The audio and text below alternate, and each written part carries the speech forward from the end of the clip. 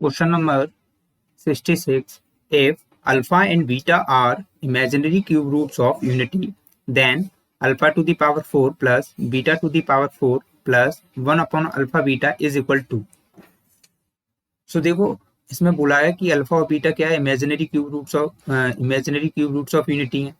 So let's alpha equal to होगा omega and beta equal to omega square.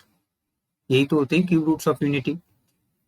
तो अपने पास find out क्या करना, alpha two the power 4 plus beta two the power 4 plus 1 upon alpha beta. ठीक है. Now alpha की जगह omega put करेंगे तो अपने पास आ जाएगा ओमेगा की पावर 4 प्लस ये कितना आ जाएगा ओमेगा स्क्वायर की power 4 plus alpha into beta means omega into omega square.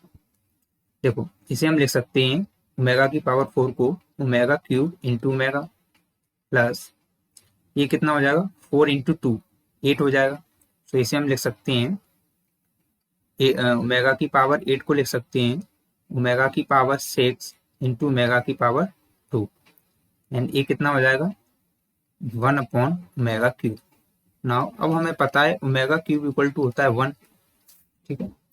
सो ये अपने पास आ जाएगा 1 इंटू ओमेगा जो कि होगा ओमेगा प्लस जो ये ओमेगा की पावर 6 है इसे हम लिख सकते हैं ओमेगा की पावर क्यूब होल की power 2 into omega square plus 1 upon omega cube equal to 1 put करेंगे तो ये अपने पास आ जाएगा 1.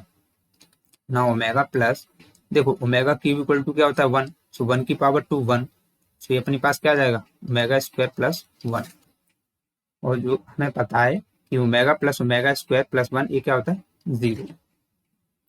सो ऑप्शन बी इज करेक्ट.